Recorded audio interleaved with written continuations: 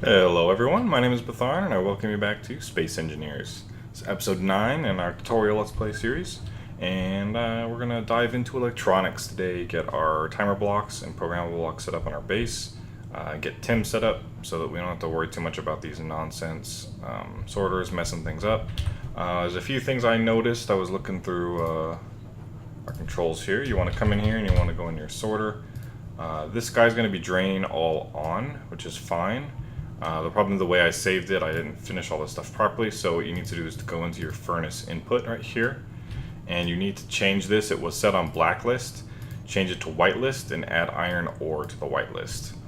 That'll keep your, there's this container here, will loop around and around from this container through that output if you do not make it so that the input blocks anything but iron ore into your arc furnaces. So once you do that, make sure you're all set up there. We're going to come down here, and what we're going to do is we're going to assemble these guys. We should have enough components on hand. Got a bunch of computers making construction components, and we have some interior plates. We don't really need the projector at the moment. We can transfer over our base to it at some point. So once we rip apart that nonsense lander up here, we can get that going. So what we're going to do is we're going to hop in here. Our hydrogen's full, the ship's batteries look full, and there's another thing someone pointed out, that it's been so long since I played, you can actually do this and look at your inventories on two screens, and it's hugely convenient for when you're trying to transfer things to specific. So over here you could do, say, your you can look inside your gremlin, and then over here you can just look into things like components, and then you can just drag them over into this guy. And what we're going to try to do here is we're going to ignore the large base cargo, and we're going to try to grab this. This is basically, Tim will help fix this. This is the connector down underneath that our fabricator will attach to. We don't really want all that stuff in there stored. So once we set up Tim, it'll fix it for us. So let's see, I don't think we really have much left in here. We actually need those interior plates. Let's grab a bunch of those. Let's grab these tubes. Those, more interior plates. That's actually something I need to set into production here. Let's go to production, go to our base assembler. I think we're out of iron again. So you're gonna run out of iron a lot. And I think basically all these things are kind of done. I'll probably be moving all of our operations over to the base instead of using our lander here. Go back to our inventory, and let's grab gremlin components. We can grab those components, those plates, and those tubes. Alright, so I should more or less clean out that's on the actual base. Small cargo, that's pretty much everything. We can grab some metal grids in case we need them, because I think we have the weight. Yeah, our weight capacity is fine. Alright, let's go to hop R2 here. We'll power up our engines. Okay, so that's not good. Power up on. So I have my coasting thrusters here on. Alright, recharge is off, so the ship should fly. So let's go ahead and there we go. Even if you know what you're doing, that's one of the most nerve-wracking parts. I'm pretty sure it's good, but if you drop ships enough, you kind of are paranoid all the time about that. Alright, so let's toggle our welding beams on, and let's get these timer blocks and programmable blocks built for us. Actually, I only put one programmable block in here. We're going to need to add another one at some point once we get our LCDs set up, because we'll use our first timer block and programmable block to... Oh wow, that guy's yellow. That'll be used to set up Tim, so our containers can get organized more easily without us having to worry too much about moving everything around. And of course I'm missing something. No idea what. I think all the rest of our components are in here. So we're going to go ahead and... Oops. And I come back here and dock on up. Oop.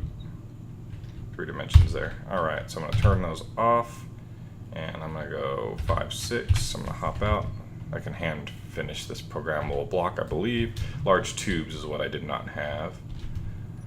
come over here. Let's grab some large tubes out of here. There's a couple large tubes right there. 2 of those. I don't have the inventory space for that. 2 of those. Again, right click and drag, let you do that. I have a timer block over here set up to something, I don't remember what. I think it might be set up to the LCDs. But we're gonna override that if we need the block. You gotta actually use timer blocks as kind of decoration sometimes. Just have them littered about your base in case you feel like you need a block. So we're gonna go in here and we're gonna type in timer. So we have 2. So that's timer block 1. That's the one that's currently running. You can probably shut it off, tell it to stop unless you want it to blink. It's not doing anything at the moment. What we're gonna need here is base timer block 2, base timer block, and we will reconfigure this Tim management. Oopsies. Management. I might have misspelled that, who knows. Alright, so this is how you're gonna work your timer blocks. I know I had a little bit of questions on that. That will show up on the HUD, so you'd probably leave it off unless you want to look for that block and you're not sure where it is. Now the first thing you do is just hit silence so you don't hear it beeping, which can annoy you. You're going to set your delay to 1 millisecond, and you're going to go to setup action in a minute. But the first thing we need to go here is we need to go to our programmable block, base terminal programmable block, bunker main room, and this is going to be bunker maintenance room. And this is going to be Tim Manager. Right, so we know what it does. Now what you need to do is, I will link these in the description, but you have to have these, you have to subscribe to these in the Steam store, whatever the hell it's called. The Steam Workshop, that thing. What you're gonna do is you're gonna go to Edit. You're going to go to Browse Workshop. You're going to grab Taladin's Inventory Management, Tim, and hit OK. You're going to check your code. It should compile successfully. And you'll hit Remember and Exit. Alright, so the programmable block is set up. You never have to worry about it again. Now you go back to your timer blocks, grab your Tim Management block, go down to your Setup Actions, and here you're going to grab your programmable block. There's your Tim Manager, set it in slot 1, and run with default argument will be the option that you choose. And the next thing you will do is grab your timer block, the same one that you are currently using, so the Tim Management block. Throw that in there and then just tell it to start. And that is all you have to do. Escape out, and then click start once. And now this should cycle through. If you have it silent off, you stand next to it, you should be able to hear a beep. But now you're basically all set. So now every second Tim calls itself. I think actually you're supposed to set Tim up for like 30 seconds though. The 0.1 second is actually for your LCDs. So actually what you need to do is stop this and then pull this delay up. You can do whatever you want, but it can bog down your system, especially with Tim because it moves stuff around a lot. So go ahead and throw it to 30 seconds and then hit start. So every 30 seconds it'll call it. You can drop it down, pull it up, whatever your needs are. I'm going to leave it at 30 at the moment. And now what we're going to do to manage this is we'll hop right over here and we will name this container. Actually, I want the blue guy. Where's the blue guy? Gotcha. Alright, so this is our base cargo large, bunker main storage, and at the end of your named container, in which you should name them all properly so that you can find what you need to find, you're going to go ahead and you're going to do a square bracket like this.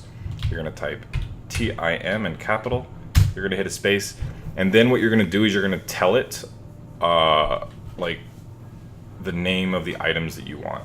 I haven't set this up a lot recently, so I think all you have to do is do, say, component, and then you do a colon for the priority. No, if you don't put a colon on, it won't do a specific number.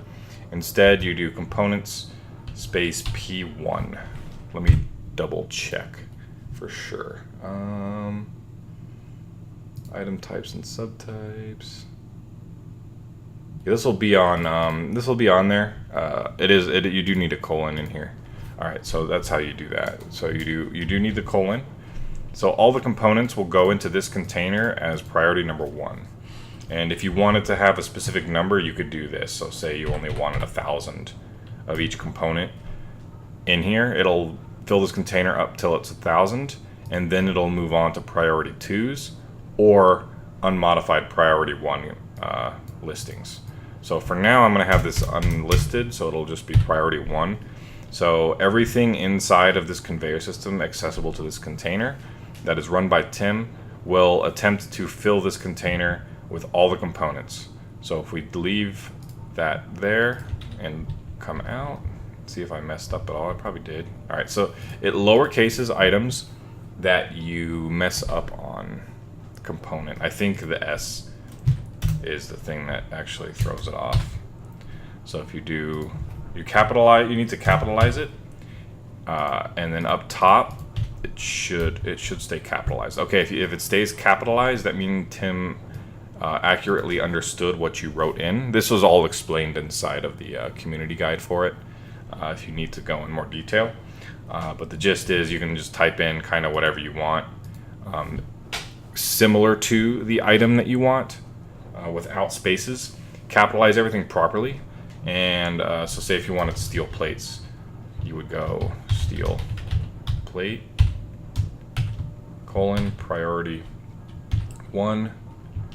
And I want to make sure there's always 5,000 in here, for instance. So that's unnecessary for what I'm doing, because I'm dumping all the components in here to keep them organized. But what you could do, for instance, if you were trying to store a specific amount, you could go ahead and set this to 1,000. And the following parameters after the first one, anything later on overrides anything earlier on. So basically it would store 1,000 of every single component that you have access to, except for steel plates. It would attempt to store 5,000. So you'd have 5,000 steel plates and 1,000 of everything else. And then when you have another container that was priority 2 with no modifier, once those priorities were met on this container, it would dump everything else into that priority 2 container. So I'm going to go ahead and keep this simple for now. We'll take those off. All right, so let's go over here and double check that our things are working properly. So if we look in here, now let's go base, base, base, base, base. There's no components anywhere else in our base, as you can see. So this was the one I was telling you that they were outflowing into, this connector. So let me hop up here. I think I can access the port from here. Come here, you. Back there. Nope, nope, nope. Perfect. Gotcha. All right, so that was the one that was overflowing into, since it's directly connected to the assemblers, and that was where it was pushing the output. But now Tim, every 30 seconds, will grab as many items as it can with the component tag and throw them in here. So the next thing you could also do is, keep doing that. If you go to control panel here, you can also go, I believe, ore, priority 1, ingot, priority 1. So it'll store all ores and all ingots in here at priority 1. So you can, at this point, when you have something like this set up, you can actually turn off all your drains, and because they don't really they're no longer needed. Now, I think I was explaining there's one thing we do wish to do. We're actually going to change this to priority 2, and ingot priority 2, because I want to go in here. We're going to go to our base refinery and our bunker. And what we're going to do here is we're going to set this up with Tim, and we're going to set up in here. We want a nickel, priority 1, and we want to store, say, just 1,000 nickel in here. We could probably just do ore maybe, but we don't want every single ore. All you have to do is leave a space between between components here. So next we'll do cobalt, priority 1, 1,000 units, and then we want silicon. This might not be accurate for ore and stuff. Let me see. Name tags and types. The only hard part really is learning which one's which. So this can also, you can actually replace the LCD script with this. I've not played with it at all, so I'm much more well versed in the other LCD script that I run. They have different looks to them. All right, I haven't actually messed with ore too much. I might have to double check, but all right. So let's just leave that for now and see what it does. Control panel, refinery, tin, nickel, cobalt, silicon. Okay, it's all accurate. The problem is refinery, base, refinery. All right, so it throw exactly 1,000 nickel in here. And then the silicon ore is not being pulled out for some reason. So let's find our main ore storage. Why can't it? Oh, because it can't actually be pulled out. So here's the thing too, is this base probably needs to be slightly better designed to incorporate TIM. I actually designed it before I learned TIM. So what you should do here then is turn on your sorter, and you want to grab your refinery ingot drain, actually, and you want to whitelist ore, basically. You basically don't need this block anymore, honestly. So we'll do that, and now that should actually do its thing. All right, let me see. I can pull this out now. So that should throw in 1,000 silicon. It throws in 15,000. Oh, because I didn't finish the tag. That would be why. See right there. Control panel, refinery. So if I do this, actually, so now it's 1,000. If we go over to inventory, it should empty this down to 1,000 once it ticks again, which will be in about 30 seconds.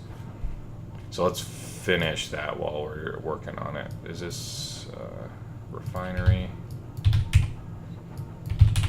Refinery, bunker. All right, so you just basically do the same thing with all the things. So we had nickel, cobalt, silicon. No iron goes in here. We'll want uranium. Priority 1, 1,000 units. We'll want silver. Priority 1. The problem is this seems to be fine with silicon. I think because this is a refinery, it's smart enough to know. But there are other containers that do not know, and you have to use extra modifiers on it to tell it whether it's actually an ingot or an ore. So I think that's everything except for platinum, which we won't have platinum for a while. Priority 1 with 1,000 units. All right, so we'll do that. Go back to our refinery, and there it is. Perfect, 1,000 units of each. So here's the reason why I do it this way. My brother figured it out, and it's my way. So as long as you don't burn through all your ore in 30 seconds, which will be almost impossible to do, it'll refill as you just saw. And let's say you needed more uranium for fuel, you just do that. And then after 30 seconds, it'll top this guy back up as well. And then all you have to do is, okay, I want silicon instead. And then it'll top all these other guys out. And they'll always be here, so you don't have to go and fiddle around in here and drag ore around and rename stuff. So if you just do all your refineries that you want to do specific items in, unless you want them to be dedicated 100% all the time to, say, uranium, you just set up like this. And your early refineries, this is the best way to do it. So just do that. We'll make some uranium on hand. Right. And then that basically tells you it's working. It'll sit there and do its little thing. And every 30 seconds, I think, it'll blink more vigorously or whatever the hell it's supposed to be doing. All right, so I think what we should do is finish these guys up. And we'll go, what is it? 6, 7, 9. I think I have everything on here except large tubes. I don't think you need large tubes for these things, but obviously I'm wrong. It's not being built. That's my biggest, especially since you can't go in a first person and have it tell you what you're missing. It's a little irritating that that's the case. All right, turn those off so I don't kill myself. Double check. It is construction components. Are we out of construction components and large steel tubes?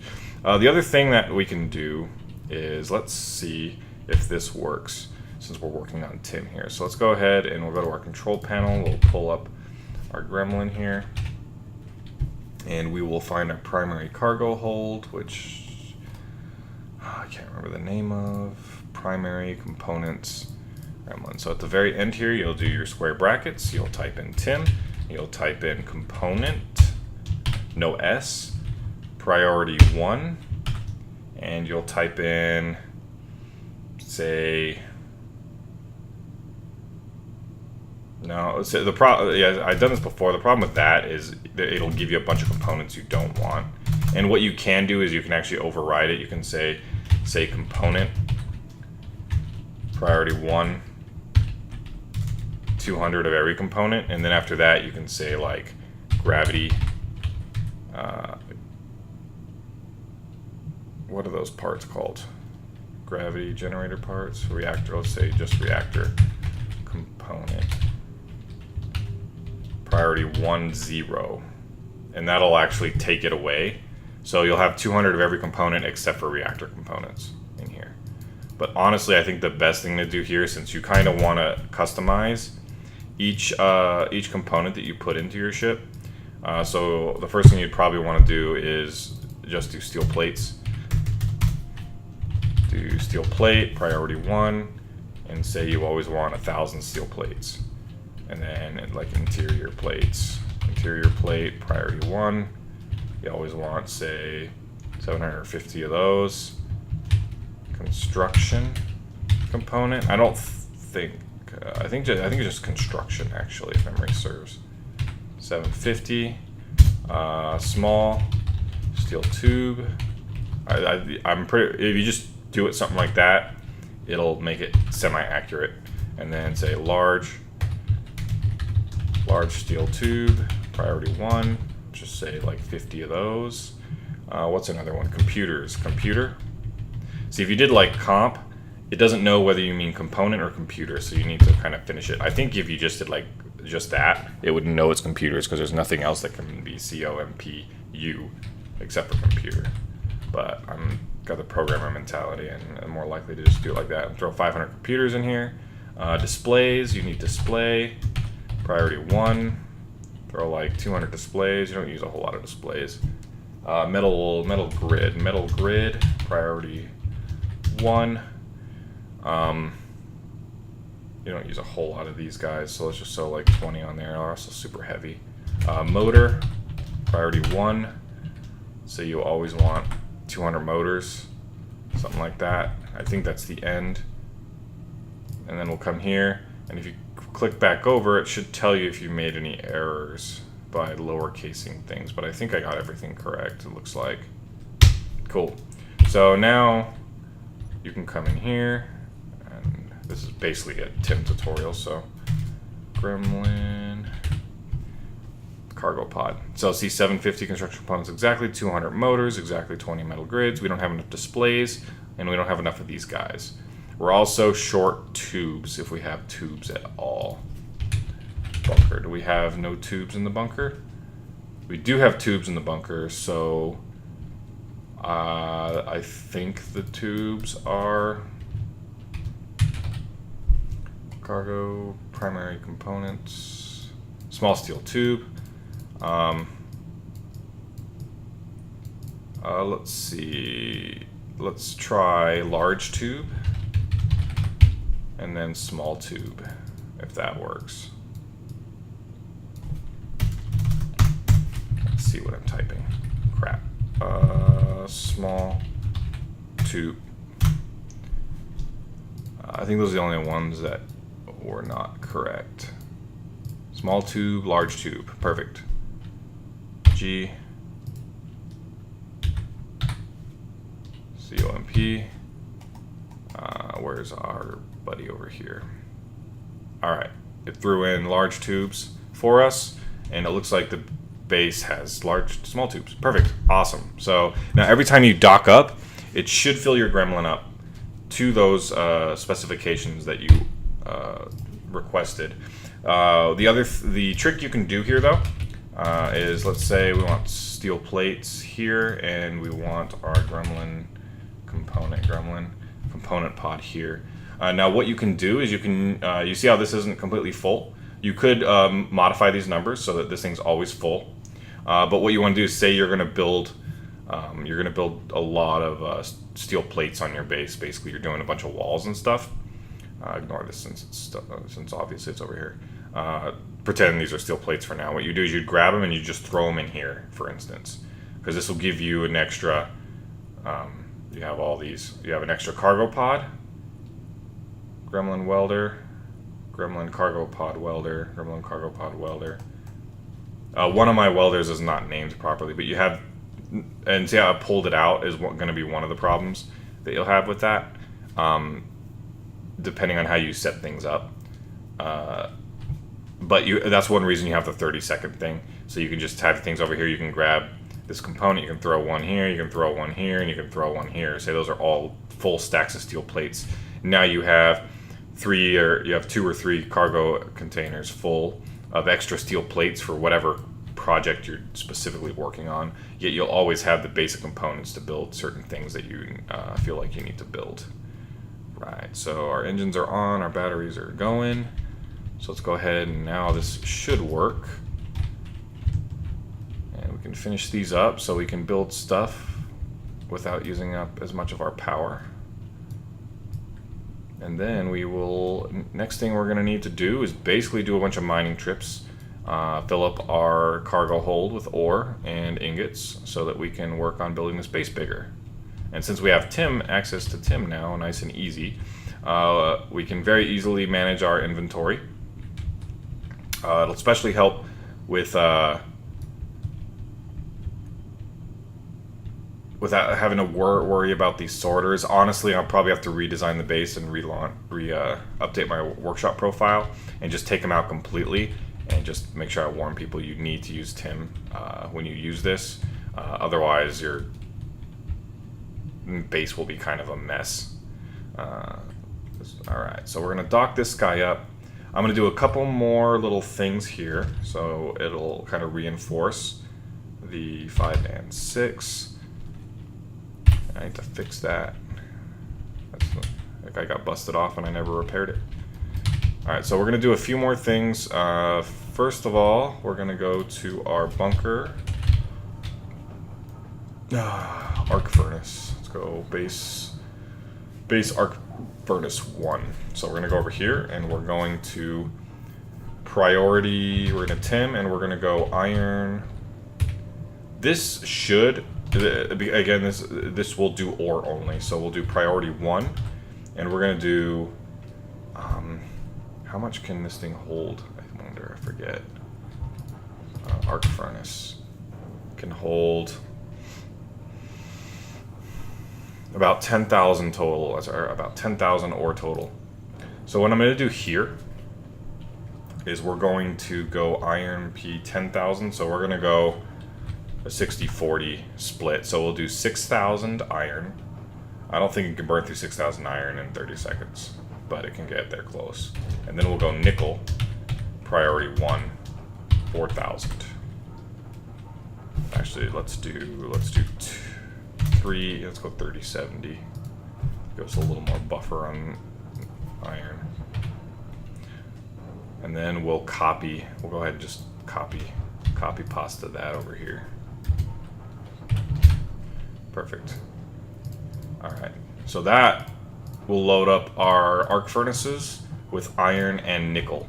Because nickel's the second best thing to use in an arc furnace early game. You generally don't want to use it later on, just because refineries are much better once you have them established late in the game. But all the time, I only use arc furnaces for iron because they're so efficient with it that the extra added cost of the refinery isn't generally worth it, especially since it's really easy to get iron ore. So that'll allow you to do the same thing though. So say you have like 10 million iron ore sitting around, which won't be too hard at some point in the game. If you just want to go into your arc furnace and do the exact same thing, and you can just grab your nickel and throw it up front, and it'll burn through all the nickel it can.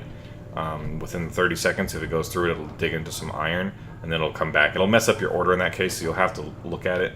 But nickel actually burns really slowly, and Yeah, look how slow it's going. There's no way it's going to burn through 3,000. Yeah, it won't burn through 3,000 nickel in 30 seconds. It's impossible. So you got plenty of buffer room. So you just choose which one you want, and you're good to go. So that I'm going to call for this video because I just wanted to get this done. So anybody who wants to run Tim can use it. It's awesome. I'm annoyed it took me so long to actually implement it into my game. Next thing we'll do is we're going to do a lot of mining. I'm not sure how much I'm going to do on screen. I might do a bunch of mining trips, maybe time-lapse it, and get a whole bunch of resources on hand and starting getting them melted down, and then we're going to build this base up. On this wall here, I'm going to actually turn this on and show you. Where's our projector at? Projector on. Right, so this is the inside of our awesome little bunker base. Oh, I forgot. We want to turn on all, not only buildable. So show only buildable, turn that off. All right, so this is our base. It's going to look like inside. There's our nice little command chair up here in this little glass room. It's just cool. It doesn't really serve a whole lot of function besides just sitting in there, and it allows you to see the screens. So those are the screens that we're gonna will be our goal. Maybe in not the next video, but the video after that.